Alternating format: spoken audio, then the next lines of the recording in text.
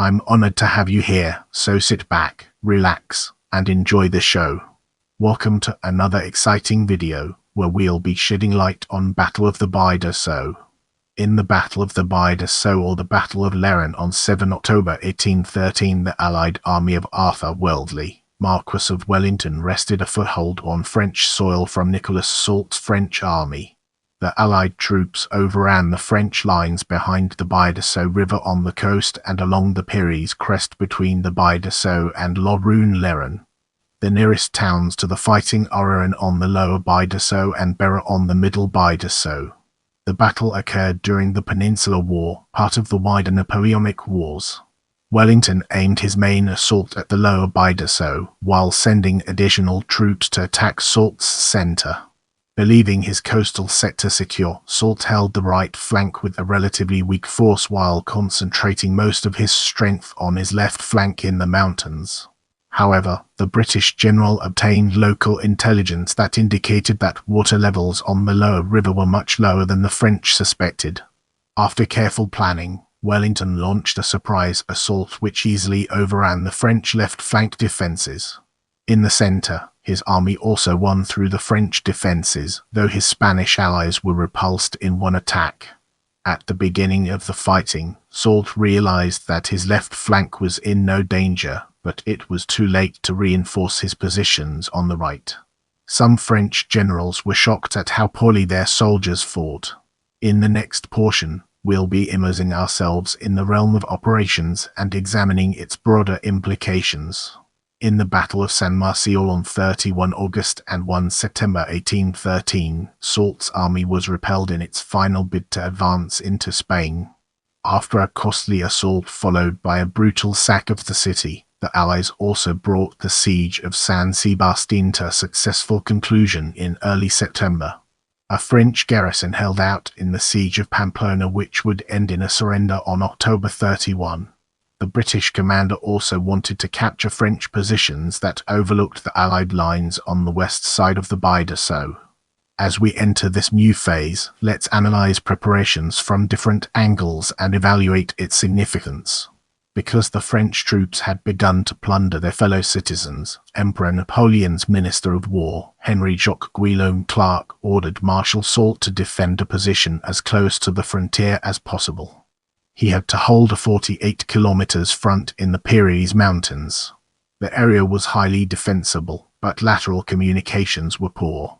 Deciding that the coastal sector was the strongest part of his line, Soult posted General of Division Honor Charles Ryle and 10,550 men to defend that sector. Ryle's command included General of Division Antoine-Louis Popin de Macune's 3,996 strong 7th Division and General of Division Pierre-François Xavier Boyer's 6,515 strong 9th Division. Macune held the lower Bidasoa on the Bay of Biscay, while Boyer defended the stream farther inland.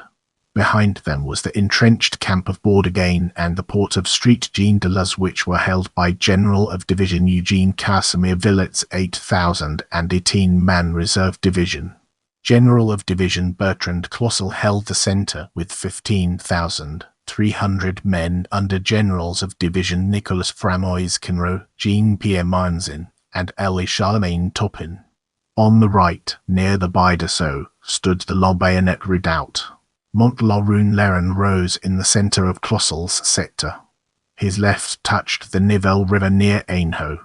Quinrot's 4th Division numbered 4,962 men. Marzin's 5th Division counted 5,575 troops. Topin's 8th Division had 4,778 soldiers and held the area just north of Bera.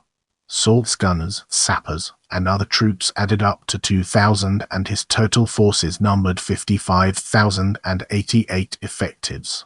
His cavalry was stationed in the Nile Valley. Fearing an Allied thrust over the Maille Pass and down the Nivelle River to the sea, Soult gave General of Division Jean-Baptiste Drouot, Comte Zelen 19,200 men to hold his left flank. Zelen's corps included the soldiers of Generals of Division Maximilien Sébastien Foy, Jean-Barthélemy d'Armagnac, Louis Jean Nicolas and Augustine Dorica. These troops held a line from Ainho to the mountain fortress of Street Jean Pied de Port, covering the Maya and Runciva passes. Dorica's 4,092-man 6th Division was deployed between Ainho and Serre. Ab's 6,051-strong 3rd Division was west of Ainho. Darmanic's 4,447-man 2nd Division held Ainho. Foy's 4,654-strong 1st Division held the fortress at the extreme left flank. Wellington had 64,000 Anglo-Portuguese infantry and artillery, plus 25,000 Spanish soldiers from the Army of Galicia.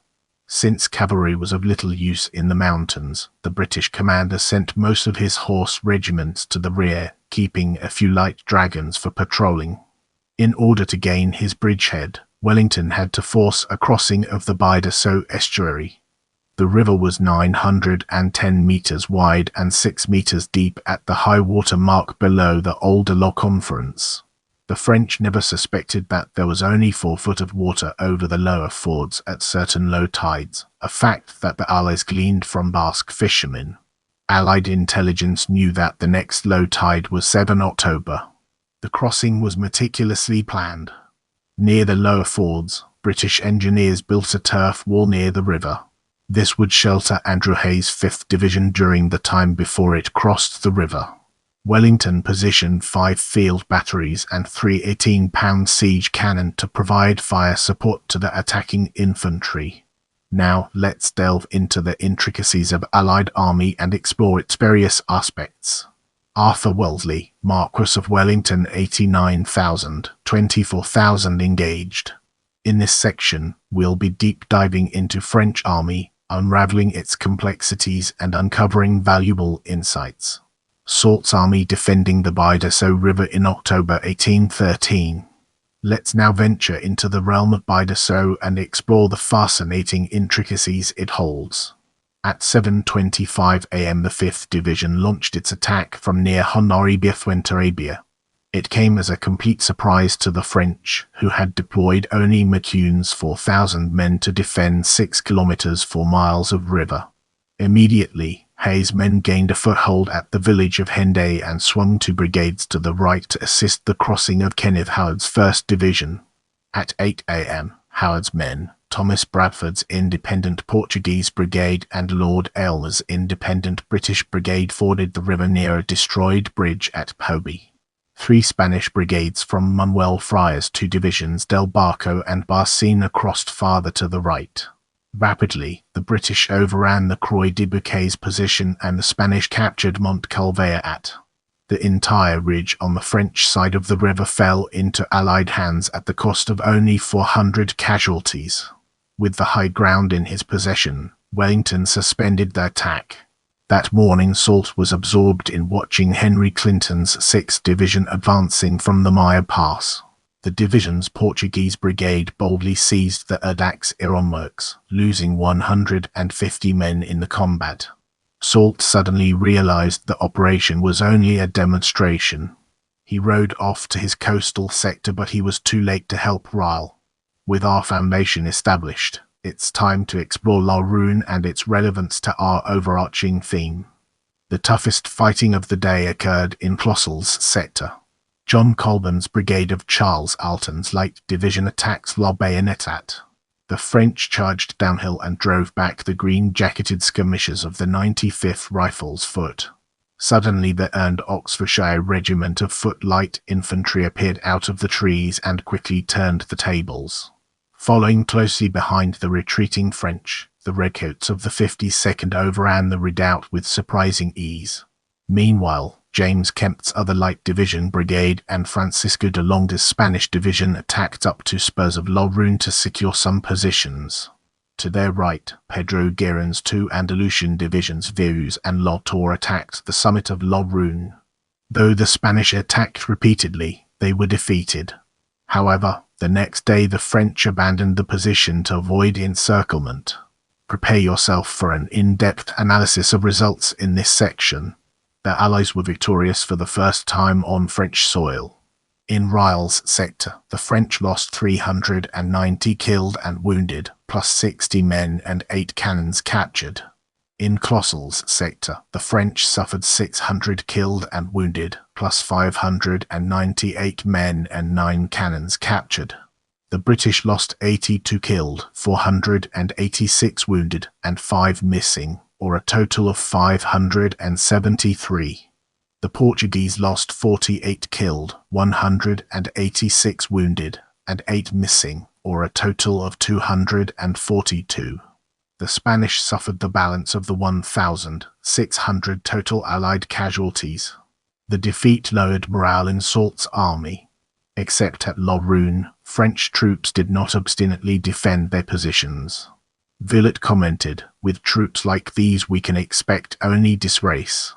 Soult made McCune the scapegoat, dismissed him from his division, and sent him to the rear. After the battle, some of the Allied troops indulged themselves in the looting of French homes and towns. Wellington came down harshly on British troops caught plundering. He felt sympathetic to the Spanish, who had seen their nation ravaged by French soldiers, but he determined to tolerate no looting for fear of provoking a guerrilla war. During the follow-up to this victory, Spanish troops seized the St. Barbe redoubt at 1.4 kilometers south of the village of Serre. On 12 October, Conroy's division recaptured the fort from its garrison of La Torres division and drove off a 5-battalion Spanish counterattack. French casualties are estimated at 300, while the Spanish lost 300 killed and wounded, plus 200 captured.